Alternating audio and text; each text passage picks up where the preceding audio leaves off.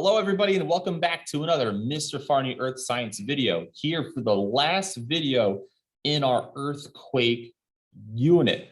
Come a long way. This last section here, it's only going to take us a few minutes to go through these slides. Most of them you all are already familiar with, the terms and the ideas and the concepts that are going to come up. So up to this point, we've learned about different stresses that apply to fault lines, how faults move, epicenters, focuses. We learned about how we measure magnitude and intensity of earthquakes. We took a look at the different scales, the Richter scale, the moment magnitude scale, the modified Mercalli scale. We spoke about how we can triangulate earthquakes using different seismographs at different seismic stations in different areas. All of that leads into this, where how do earthquakes actually affect society? And are we able to accurately forecast the likelihood that an earthquake is going to occur again in the future? And that's where we're going to start. We've spoken before about the different technologies and the different building materials that are coming into play nowadays to make sure that if an earthquake happens, the building is just going to kind of sway a little bit instead of cracking and tumbling down. We're using better materials. We're using more resistant materials, more resilient materials, such as maybe more woods, more rubbers, and just the overall design of buildings and bridges so that when an earthquake happens and those love and rally waves come past, they sway, they have a little ebb and flow to it so they don't collapse. Now you'll notice here on this slide where it says buildings made of these types of materials will generally sustain less damage than unreinforced buildings that are using brittle materials like concrete. It's less damage. Some of these buildings will still, sustain some damage. It's not like damage free just because you construct it one way.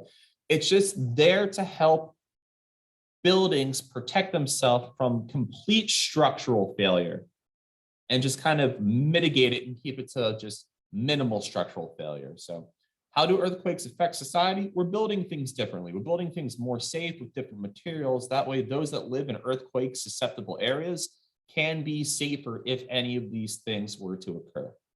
This slide, really cool. A type of damage that can be caused by earthquakes is called soil liquefaction.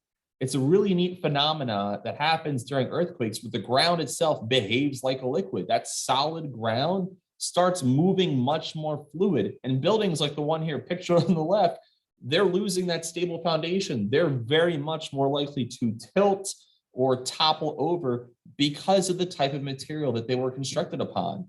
If that topsoil has a lot of sand content to it and it's very sandy, or it's oversaturated with water, these areas will become more fluid, and the construction that's placed on top of it will kind of start swirling around possibly when those S waves are, not our S waves, when our surface waves, like our L and our R's, or love and rally waves come along and do their thing, the surface might act like a liquid, be a little more fluid, and those buildings, they might just go down. Sometimes also, like in the picture on the right there, you might get some random sinkholes just popping up also because the ground is shifting, things are resettling. You might get holes popping up too. Once the earthquake subsides, it goes back to being that solid material, not acting like a liquid, but it is a really interesting phenomenon that can happen during earthquakes, soil liquefaction. Tsunamis, several of you are probably doing tsunamis for your research paper. Essentially, a tsunami is a large ocean wave generated by a vertical motion of the seafloor during an earthquake.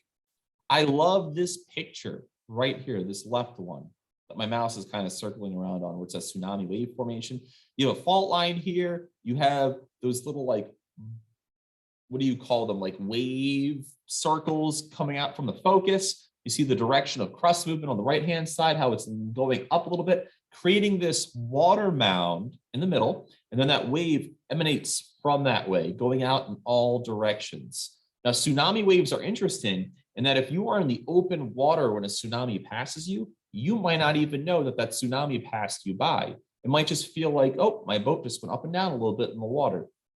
Tsunami waves in open ocean, even though they're traveling hundreds of miles an hour in speed, they act, or they have the same behavior as waves that are generated by the wind. So they're not going to be very large until you get close to the seashore. When you have that sea floor that the wave starts catching, creates some friction, slows that big wall of water down, starts collecting behind it. And that's when you have situations like that in this picture where this big wall of water then crashes down on shore and then rushes inward. These images are, I believe, from a tsunami that hit Indonesia. And I really want to draw your attention to the two right images here. The top image is before the tsunami hit the city area. And then the bottom image is after. And just look how much of that area is now completely inundated with water because of the tsunami. It's incredible. Here's another image of a tsunami coming to kind of make landfall on the seashore here in this coastal city. Very dangerous, very unstoppable force tsunamis are. You can't stop this amount of water. Lastly, the last slide here. Well, Mr. Farney, if they're so dangerous, earthquakes and tsunamis, can we forecast them? Yes and no, but mainly no. Currently, there's no reliable way to predict when an earthquake is going to happen. Historically, earthquake forecasting is looking at the probability or the likelihood that an earthquake might occur. You have to look at the previous earthquakes that happened in that area, their strengths, their frequencies, their depths, and then compare it to where that location is in relative to plate boundaries.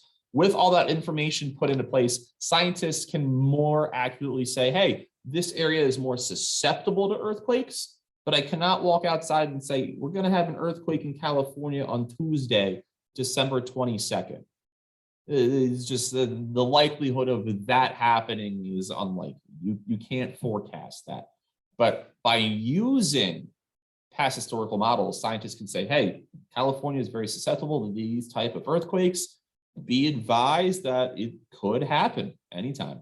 And that's how earthquake forecasting generally works. You need historical data to help give you inferences about what is going to happen. So with that understanding and then shift in these earthquake prone areas to better types of technologies and structural architectures in place, it's about right now the best we can do to prepare ourselves for earthquakes. Until technology advances to the point where we can better actually see when earthquakes could happen, this is the best that we have. So right there ends our earthquake unit. I hope you've learned a good amount. I certainly know that I've learned some things I didn't know before, and I've really enjoyed walking through this material with everybody. If you have any questions, please reach out, let me know. If not, have a good rest of your day. Take care, and I'll see you next time. Bye-bye.